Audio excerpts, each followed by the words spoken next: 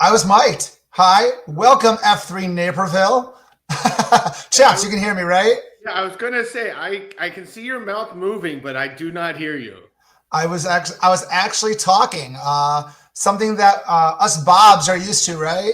Yeah, just a little bit. We create the mumble chatter for sure.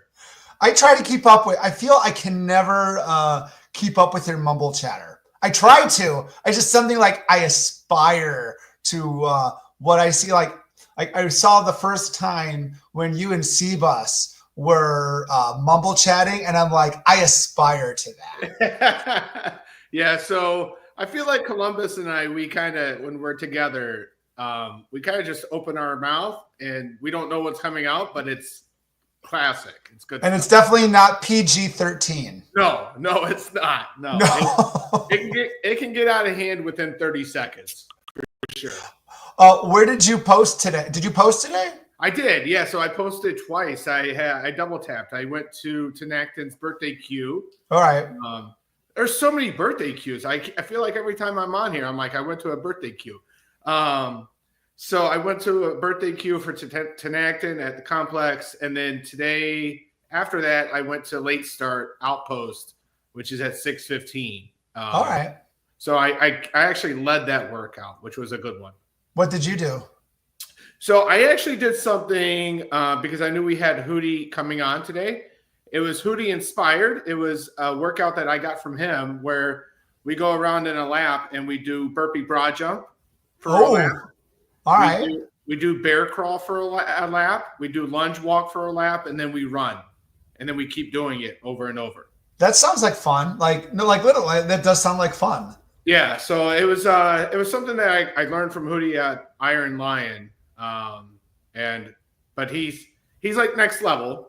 And it was something that I wanted to bring to the late start guys. Well, speaking of which, let's bring the man on. Hootie, how you doing? Hey. He's sitting backstage. Hey guys, how are you? Good. How are you doing, Hootie? I'm doing very well. It was a great day. It didn't snow, it didn't rain, sun was out, and I was breathing, so it was a wonderful day. So you were telling me before we started, you were because this will all tie into Frontline OCR. What's your background? You're in you're in government, correct? Yes, I work in a quasi-government at the moment, is what I would define it as. But my background is I did federal law enforcement for 22 years. I retired in 2019, and then I did real estate for a year and some change. COVID hit, then I decided to go back to government work. Okay. So that's where I am now. All right. And then your sign off is always, so we all kind of have these fun sign offs. And when we do Namerama, I do like a blow up. Chaps, do you have a sign off? I don't have a sign off. I was thinking of shaking my butt, but it doesn't work. So. Well, we can we can figure something out. But Hootie, he's always takes like the gun and goes Hootie. So, and I know you're big in and I want to say gun enthusiast, but gun safety, right? What's that about? Well, how did you choose that? Well, in my background working with the feds, I was a firearms instructor for most of my career. So that was basically the fundamentals of drawing. So there are several components to a proper draw, and its first is you sweep your garment, you grip it, you draw and rotate, you extend and prep, which is up here, and then you're drawing two-handed. So that is what that muscle memory is, what I'm showing. So that's just years of the training. So I carry a side draw, which is right on your hip, and that's where I always come in, and it's stuck. So that's how we trained, and that's how we play in real life. Gotcha. Do you have knowing your history and everything like that? Do you have any guys that come out to F3 that you've worked with in the past? You mean supervised? Because I worked with the U.S. Probation Office. No, I haven't had any. House arrest and I worked together for about 18 years, so neither of us have had any individuals that we personally supervised. Okay. There may be some guys that were on paper, we didn't know about it, but not in the Northern District of Illinois, at least. Yeah. How did you get the name Hootie, by the way? Where does that all come from? So Well, long story, and this will tie into the AO question. House Arrest called me in, I think, New Year's Eve of 2019, and he said, Hootie, I know you're in Florida, but and I had just you weren't Hootie yet. You weren't Hootie yet. I was Eddie. You were Eddie. Okay. He called me Eddie, and he and I worked out together like every day at lunch because we worked together in the same office. We were partners, and when I retired, we didn't have that workout group anymore. So he found F3 through the guys at Iron Lion, and then he called me and they said, "Hey, I know you haven't been doing the workouts in the groups, but I found something, but you're not going to like it because you got to get up really early," which he knew I hated. And it's cold, and he knew I hated that. And I'm like, oh, house arrest. I mean, Jay, you sold it. I'll be there. So I got back in town, and I showed up at Dark Tower in January. I think it was January 6th or something. January 6th of 2000... Of 2020. Okay. And Townie was on cue, and he named me Hootie based on my former background as a singer in an alt-rock 90s band, covers band. Okay. That's how we got Hootie. Oh, Hootie and the Blowfish. Yes. There you go. All right. Exactly. I never knew that. Yep, that's how I got it. Do you still do that? Do you still moonlight from singing from time to time? No, the Frontline OCR consumed the disposable time I had, so I couldn't do that anymore because it took a lot of coordination with 6 members in a band. Trying to coordinate rehearsals was just too much, and then going out for gigs, and I just couldn't do it. If we get some karaoke going, Chaps, do you think we can bring out the Darius Rucker out of you again? Yeah, you missed it on Saturday night. We had my family and I got together, and we were up in Schaumburg, and we did karaoke. Everybody in the family sang, so it was good. Wow. All right. And then, so what is your least favorite workout? Going back, or what's your most favorite workout, I should say? My most favorite workouts are the workouts that involve a lot of movement. So you're running, you're doing upper body, you're doing like full body movement, including cardio, anaerobic. So those are my favorite type workouts. My least favorite workouts happen in the dead of winter when we're standing around in a circle doing very little movement and just coupon work. I honestly, I don't like those not because I can't do it, it's because my toes get really cold and my fingers get really cold, and I need to move to keep me warm. I don't know what it is. I've tried every single gadget out there to keep my toes warm. Is socks and gloves. It just doesn't work. The only thing that cures that is movement. Gotcha. And then I would agree with that, Hootie. That is the worst. I mean, when you're getting a workout in, but your feet are absolutely frozen, it's miserable. And it just ruins the whole situation, the whole occasion, It does, especially if someone has a really great circle of trust, and you're like, God damn, this is going to go on for a while, but I'm freaking cold. Yeah. I'm just being honest here, guys. So, are you a coffee drinker? Do you like the on-site cafeteria? I do like on-site cafeteria, and I do like coffee. How do you usually take your coffee? With half and half, or extra. Actually, when I go to Starbucks, it's extra heavy whipping cream. So not the half and half, but like really, heavy cream. Okay. Chaps, anything else you want to ask about Hootie before we tangle into the thick of it? Yeah. So no, I'll wait till he gets into it. But one thing that I will say that Hootie also does is when it's warm out, he'll take off his shirt, and I make sure to and make me feel inadequate. Yeah, I make sure to keep my shirt on, and preferably a dark shirt. So you're what, 50 something years old? Hootie? 55. 50. Oh my gosh, that's okay. So he's 55 years old. Let's just say. So there's still time. There's still time for me. Yeah. Well, that's a goal. But going through this, and you can explain this later. I just wonder, were you born with a 6-pack, or did you just have muscles ripping out of your body? I mean, what? I think you were like the fittest 55-year-old guy I've ever met. That's an interesting question.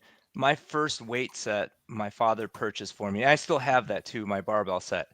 And I begged and pleaded to him to get me this, and he was like very cheap, and he was like, no. And at that time in 84. I think it was, we're talking $12. And he's like, no, that's too expensive. I'm like, come on, Dad, I just need to get it. But ever since then, that's where I really honed in on working out. I was always competitive and did sports, but that's when I really discovered like bodybuilding and working out, and genetically it just came easy putting on muscle. So I don't know. And just maintaining it, because I think if you don't keep it up, it's really hard to, especially at the age of 40, when your testosterone levels start dropping down, and you're losing what do they say, 10% of your lean body mass every year after 40. If you don't maintain it, then it's really hard to put it on. You've got to be very strict with your diet and very on point with your training sessions. They have to be very purposeful. Yeah. So let's go that. So we got this awesome video. We're going to try to show this. So if you're just listening, you can't see it, but we're going to talk about Frontline OCR. So while this video is going, Hootie, talk about what is Frontline OCR. Frontline OCR is Frontline Obstacle Course Race. For those who don't know what OCR stands for, it's Obstacle Course Racing. And the race is dedicated to first responders, veterans, and military, anyone who's on the front line as a profession. That's what the race is dedicated to. It's open to everyone, and we encourage everyone, but it's themed and motivated by those who take their jobs at full speed and they run towards danger, and they don't run away from it, and they take challenges. And obstacles are symbolic of what they face and what we face every day. We just get over them. We adapt and overcome.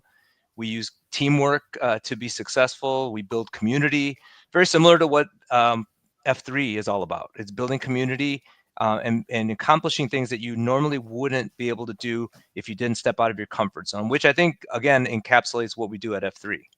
So how did you and house arrest, this is your baby, correct? Yes, it is. In fact, it ties into our AO. So if you were to ask me what my favorite AO is, I saw the question. My favorite AO would be Iron Lion. And because we had that as an AO before AOs were in existence, that was our hub at the Sea Lion Aquatic Park. Every day at noon, we would get there, and it would be house arrest, me, Mr. Burns, Strange Brew, let's see who else, a guy named Stroganoff out of King's Den. We would all and Chainlink, we would all send text messages, hey, who's going to show up? Sort of like the HCing thing. So it's kind of, we were doing this, and then one of us would lead the group, and we would have a session every single day at noon. And we did it at the Sea Lion Aquatic Park, which is now Iron Lion. So that whole area, the ski hill, the small hill. It's still Sea Lion Park, but we call it Iron Lion. We call it Iron Lion, but that's how the Frontline OCR started, is with these guys just throwing it out there saying, hey, I had this vision one day. I think we were at Summerfest with my wife, and I said, you know what? I think I'm going to do an obstacle course race. I'm going to create one, because I'd started doing Spartan races and I was inspired by that. And I just had this vision of, this is what I'd like it to be like. This is the vision. This is the feel. I shared that with house arrest and a few other members, and they're like, yeah, let's do it. House arrest and I were the only two members left in the group doing it. But that was the genesis for Frontline OCR. The reason we also did this is we met a lot of veterans on the course at Spartan races who had talked about, yeah, before I did obstacle course racing, I was back from active duty. I was depressed. I was suicidal. My marriage is, being destroyed. I was just going to kill myself. And they, through obstacle course racing, connected with a community and began a healing process. So we were like, you know what? I think law enforcement officers, we also experience PTSD and anxiety and stress, and we put our asses on the line too. So, why there isn't a single race that encapsulates all of those professions in one. And interestingly enough, you have a lot of military personnel. Let's say Faceplant, he served as a Marine and he was in law enforcement. So you get a lot of this crossover for these men and women who serve in the military, who come back and then they get into the service industry as well. So they're doing paramedics, firefighters, police officers. So there's this bridge that connects the two, and Frontline OCR honors what all of these individuals do on a daily basis. So there's a lot of options. If I'm an F3 PAX and this is my first time, how do I navigate what race I'm going to do? Well, you'd sign up for the for the open division. So that's anybody could do open division. We get a lot of groups and like F3, we get a lot of guys show up and we run it together. And part of the fun of that is that we'll get to an obstacle where we're struggling and someone will help you. They'll literally and physically give you a hand up. And I think that's what I enjoy about these races when I go and support other events locally. I enjoy being on the course and encouraging and helping people. And I think that's what the first responders and the military guys who are coming back, they enjoy that part of it because they're helping again. They're mission oriented. They're in an adrenaline. There's this chaos going on and they're navigating through it. And they end up, I theorize these individuals, and including law enforcement, they have this exchange from one addiction to another addiction of adrenaline and positivity and working out and joining groups that are empowering them to heal, and they can bring other people into the network as well. So I would say 9 a.m. open heat would be a beginner's wave, but everybody does the same obstacle course. So we don't dummy it down for anyone. Everyone has to do the same obstacles. Men and women do the same weight, same conditions. We don't differentiate for anyone. Everyone has to toe the line and you step up, and then you either succeed or you fail, but at least you try. What are some of the obstacles you're going to see at Frontline OCR? Well, a lot of them are very upper body intensive. So we're doing rope climb. If you haven't done a rope climb since junior high, it's a reality check of being able to pull yourself up 12 to 14 feet, with your hands. So that's one of the I enjoy the most. Then we have monkey bars. We have different types of ring configurations. We have a lot of carries. So we're carrying jerry cans filled with, I think, 60 pounds of water in each one. It's 5 gallons, I think it is. So we're carrying those big, heavy jugs around up and down these trails that we create, and they're natural form, then they're man-made as well, because it's at a motocross park. So a lot of the race is done on the infield, which is all these hills up and down. And then we have this terrain in the back that's undulating, and it has very high ascensions, and you have these ropes they have to climb up as well to get up these cliffs. So I think upper body grip intensive, and then mental toughness, because you're going to find yourself in the middle of one of these races and you're going to ask yourself that question that I always ask myself when I find myself in a good event or a good workout is like, why did I come up? Why did I show up today? Because it's that tough. It's demanding, but it's such a satisfying feeling afterwards when you accomplish the mission and you're with friends who have struggled with you. So you guys all enjoy that same struggle. And we all know that moment. We all have it during these races. So you can bond around that. So I think that's what draws people to this community, because you have a lot of the same people who attend all these local events. Yeah, I think it definitely helps to have someone there next to you, bonding, not just with each thing, but bonding afterwards and, helping out each other. And honestly, sometimes it's good to look back and say, oh, you cracked me up when you did, the ropes or something like that. I had to push you up on your ass or whatever. But Absolutely. So Hootie, real quick, I mean, one of the things that because you and I went to the Abominable, yes, which is a different one. What is the secret to doing the rope climbing? Because when I was going, there was a lot of people who were like, "Oh, this is kind of where I struggle." Is there a secret? Because I was saying it's not just your arms, right? It's also you got to pull up with your legs. You got to push yourself up with your legs. Yeah, the only one who's a freak of nature who can do it with his hands still at the age of 51, house arrest.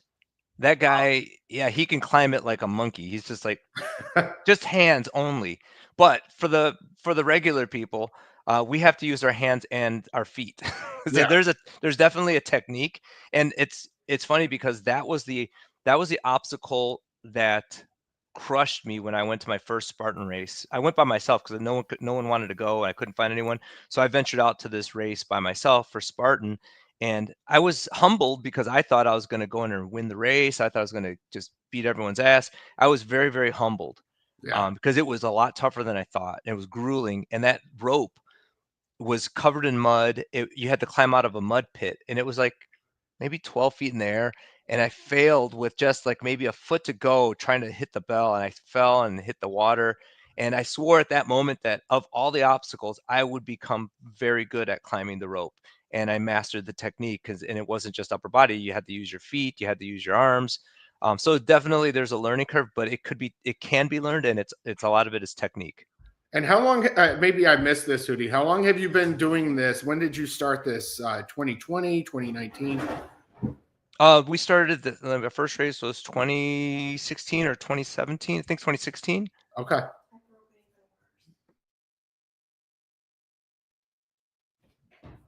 Sorry. Can you guys hear me? Sorry. Yeah, I can hear you. Oh, my wife asked me a question, so threw me off my game a little bit. So no, I think it's really cool. And then obviously this is May 24th, which is the weekend before Memorial Day. Yeah, the Memorial Day. So Memorial Day weekend. But how are we looking on PAX? How many people did you have last year? Tell us a little bit. I think we had. Well, we had over 600 racers compete, and from F3, I think we had over 50 guys signed up, and that's combining with the Wheaton guys, the Plainfield crew, and a couple other guys from Chicago would come in as well. So that's how we generated our numbers for the team.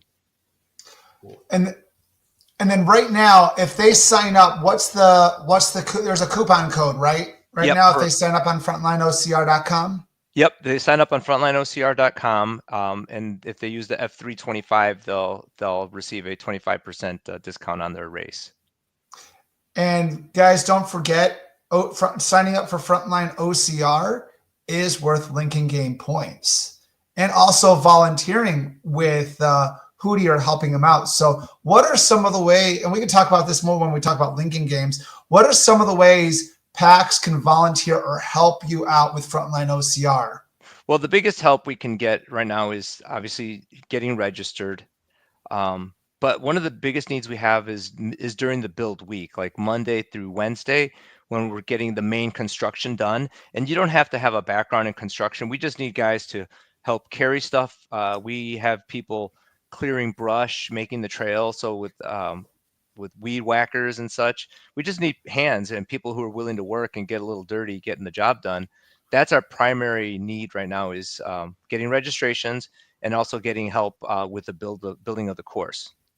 And then this is in Byron, Illinois, right? Where's that in relation to Naperville? In relation to Naperville, it's an hour and a half northwest, and it's southwest of Rockford, Illinois. If you've ever traveled down 88 towards DeKalb and you look to the right and to the north, you'll see these giant cooling towers, these nuclear cooling towers. That's Byron, Illinois. Literally, the race is right behind this nuclear power plant. These towers are enormous. It blows your mind how big they are. So let's also talk some about what's happening. So I was trying to mention, I thought I tried asking this. It's the 10th anniversary, correct, of OCR, Frontline? Yes. And what's happened? What are you doing? Is there anything special? Is there special gear that could be won or can be earned?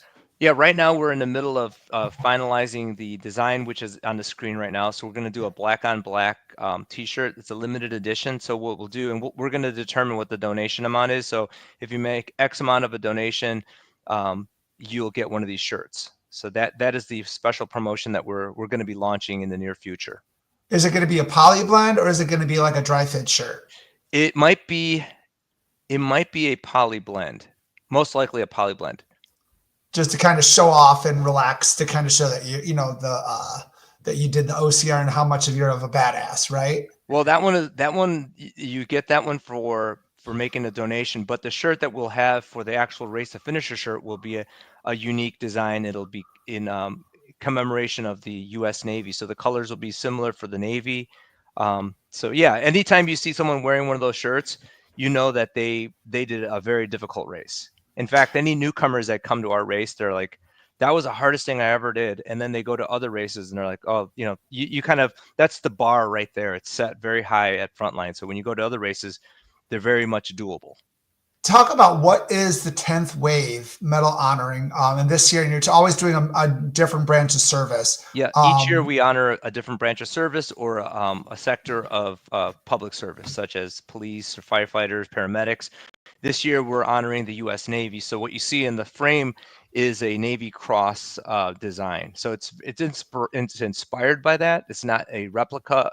It's just a design that's inspired by the Navy theme. The colors are the same to what we've seen being used by the Navy. And in fact, our promotional posters also have the colors that are primarily used in Navy promotion. And then that's the medal. And then if everyone's watching live on YouTube, that's the medal that you'll get at the end of the race. That is correct. Yeah, That's they're very awesome. unique. They're very different than what you find out there. So they're all like our first year was a police badge and looked really, really cool. And each one we have to try to top it and get something that's equally, if not better than the last one. So just to move slightly over to Frontline, if someone has never done Frontline, and we talked about Iron Lion, they can get a small taste on April 26th, correct? That is correct. At the Convergence, we're going to do a mini obstacle course race. So because of the fact that we can't construct obstacles, we will have different challenges that will be themed in the same way that we would do the Frontline OCR race. So what kind of obstacles are you going to have there at the Iron Lion? You'll definitely do some like barbed wire crawling, not necessarily with barbed wire, but your low crawls. You will definitely be seeing some carries of some sort, up and down hills, around hills. You'll be doing some type of upper body exercise. If we could find a location where we can hang some ropes, we'll do some rope climbing as well, just to give PAX a taste of what rope climbing is like. Maybe some hurdles, some climbing over, up and over different items. That's generally what we have at our disposal at the Iron Lion. In fact, that's what we used to do at our noon workouts, is we would set up these types of courses with the environment that we had, which is it was great. We had the path, we had the small ski hill, we had the fences that we could climb up and down. So we made use of the materials that we had, and that's basically what we're going to be resourceful with what we get at the Iron Lion. So you did a taste once earlier last year. Wasn't there like some kind of sandbag thing that you had to pull a weight on? Am I imagining that, or do you know what I'm talking about? I know we did a similar OCR simulation at King's Den last April. House Arrest and I set it up there, and I think we've done. Or maybe someone borrowed some equipment and tried to do it at Iron Lion last year. Maybe that's what I'm thinking, because it did have OCR branding on it. No, in fact, I think Wine in a Box put one on. He did a double tap. So he did the Run Club. He did early Iron Lion, and then he did Run Club, and he did a really good job of setting up a course for everyone. Okay. Yeah, he had rings, and so we'll have rings as well. So like the monkey bar rings, and we'll have all of that available for us. So, Hootie, do you know of Shirley Temple's like sleds that you can put coupons on and push them around, and they're extremely hard to move? I would love to have those there. That'd be awesome. All right. We got to connect you and Shirley Temple, because Shirley, if you're listening, we need your equipment. Yeah, you know, some really cool stuff that I think would benefit this whole Convergence. And I see Two Hand Touches on there. So maybe he can help us out. Yeah, I think that would be something that would be another fun obstacle that a lot of people, at least at OP, at Outpost, they struggle with, because if you put a lot of weight on there, it's hard to move. Oh yeah, definitely. Especially when you're using compromised running in between the different events, then you really test it on your physical fitness. Yeah, there you go. So you can see Two Hand Touch. He can back it up, and Two Hand Touch is he's a Black Diamond guy, so he knows what he's talking about. Well, we need those. Yeah, we definitely need those sleds. Our goal is 100 HIMs. So we'll have a couple days like a pre-HC on our Google form, so you can pre-HC, so we know how many people are coming to the event. But we're going to have on-site cafeteria and coffee, just like our last Convergence. Mm-hmm. So we stepped it up. Would it be out of the realm to open this up to other HIMs out there who are not part of F3, and they might be watching and listening tonight, that, hey, you guys can show up on this date and you can be an FNG and get a taste for what what F3 is all about. Definitely, we would love that. We love FNGs. We love friendly new guys coming on out. So La Bamba wants us to lift a piano. Chaps, that's in your yeah. Yeah. Let's focus on one thing there, La Bamba. But we're looking forward to this 3-mile course on April 26th at Iron Lion. So everyone save the date. So Hootie and House Arrest are going to bring their A game to us. So that being said, we're going to move on to our next big event, or what that happens the next day, the Lincoln Games. Hootie, you were a captain last year. I sure was. And I had a great time. I had a very high bar to reach last year. The bar I set for the team, and I told them this is we're not coming in last. And we did it. Where'd you come in at last year? I think we were middle of the pack. And we went with a very, very simple strategy. I went counterintuitive to getting, what everyone was fighting for the main picks in the drafts. I went for just regular guys who are in the area that we can get together and do events. And I think that helped in generating the interest of guys doing a little bit extra. So with everyone just getting a base hit here and there, we were able to rack up some points. That's awesome. What would you recommend? So this year we have 20 teams. What would you recommend to our captains who are getting ready for their captain draft and for their co-captain draft and the chaos draft, which happens the day after the convergence? Yeah, 27th. One thing I would recommend is that if you're going to be a captain, you've got to lead. You've got to lead by example. I mean, I was a captain twice, and my first experience was poor because I didn't engage as much as I should have. And last year I engaged a lot more. I did more extra credit. I did more. I showed up more. I tried to get more people to come out. And I was on top of the team, just constantly sending messages and reminders. So I think you need to put up or shut up as a captain, I think. That sounds about right. And then, are you participating this year? I am. All right. So you already HC'd? I think I did, but if not, I will be. All right. So don't forget f3naperville.com/Lincoln Games. So some of the news hot off the presses. So last week, the draft order has been revealed, handpicked by our first F's kids. So Slip and Rock gets the first pick. He's going to pick his co-captain sometime before the big chaos draft. And because it's a snake draft, Fall Start was the last one picked. So he's going to get the first pick on April 27th. All this information, again, if you're on the Naperville Slack channel, it's on a link. It's on the Lincoln Games 2025 channel. And then whenever you post, you got to post your make sure you post your evidence, your pictures, whatever. And then there's a special tally sheet. Again, everything on the website, f3naperville.com/Lincoln Games. You got to report your points. Chaps, how did the March Madness event go, which was a third F event? It was good. We had 31 packs there. We all had a really good time. I was there for 7 hours. Yeah, my wife was Carly, if you're back there, thank you. She's gone now, but I can tell you. So that was Thursday, and so anyways, I did that and came back, and from Friday through Sunday, it was yes, babe. Yes. Like everything was a yes for me. I put all my money and all my time into Thursday. So, but how's your bracket? My bracket's gone. I mean, my 10-year-old and my 12-year-old are talking mad crap to me because they think I'm terrible, but whatever, Hootie, did you do a bracket this year? I did not. I don't do brackets typically. Oh, yeah. Before we forget, we got we heard about the giveaway. I just saw that in your hand. What do you got in your hand? Faceplant was kind of showing that till last week. I have a shillelagh inspired walking stick. And does that have the lion on it? Like this one does. Okay, so funny story. I got into making walking sticks after I was inspired by watching a YouTube short, and I said to myself, you know what? I can make one of those things. So I chopped down a tree in my backyard and I started making them. But I bought a brand because the lion is representing my last name, Leone.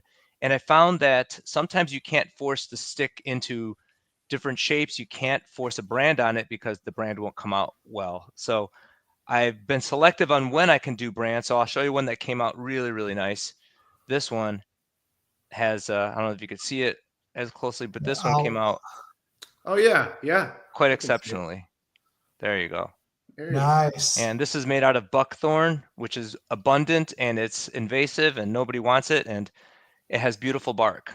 How long does it take you to make one of those? It takes me a few days because I've got to prep it by sanding it and carving the knob, so to speak, depending on what the shape is.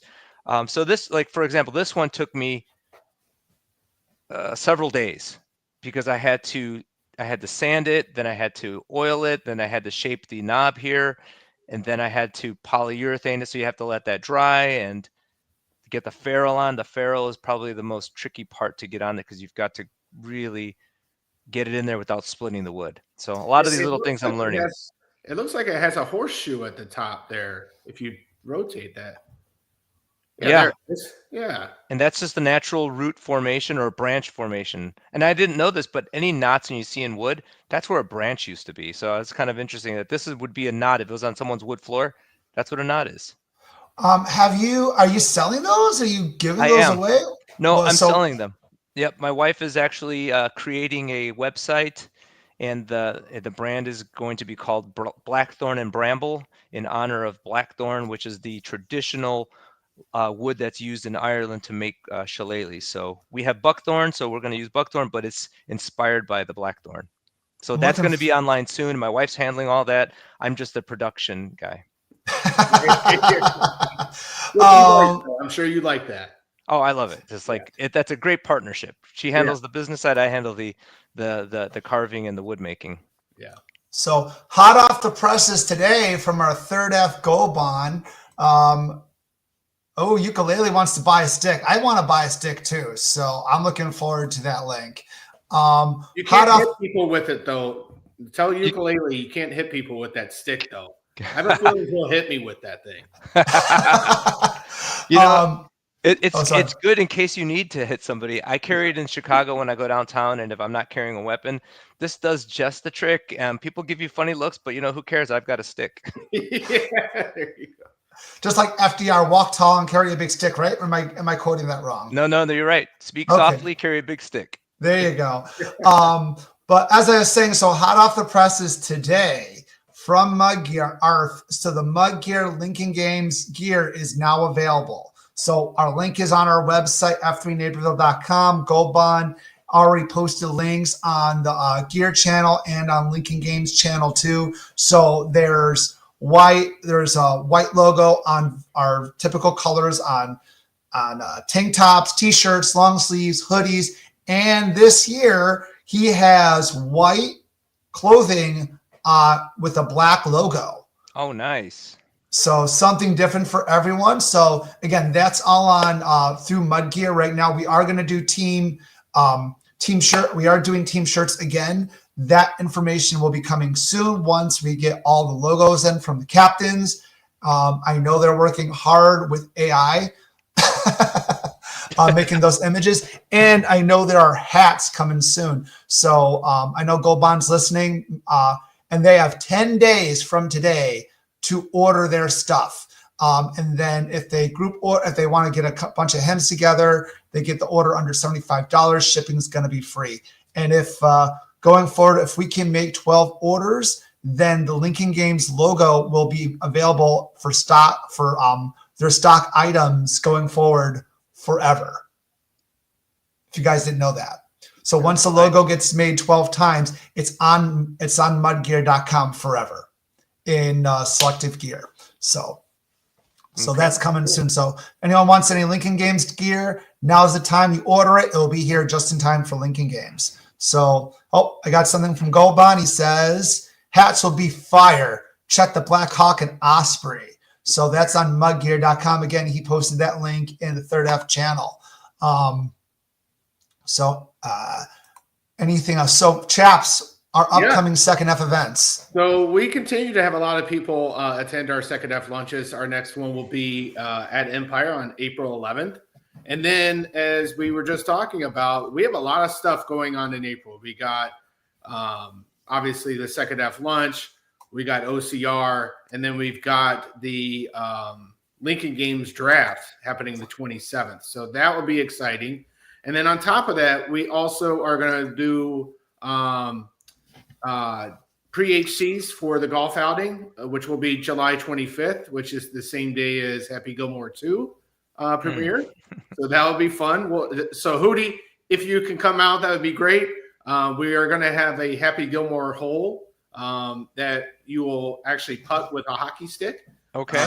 That would be fun. And you have to tee off just like Happy Gilmore does. Well, that's how we tee off anyway. Yeah.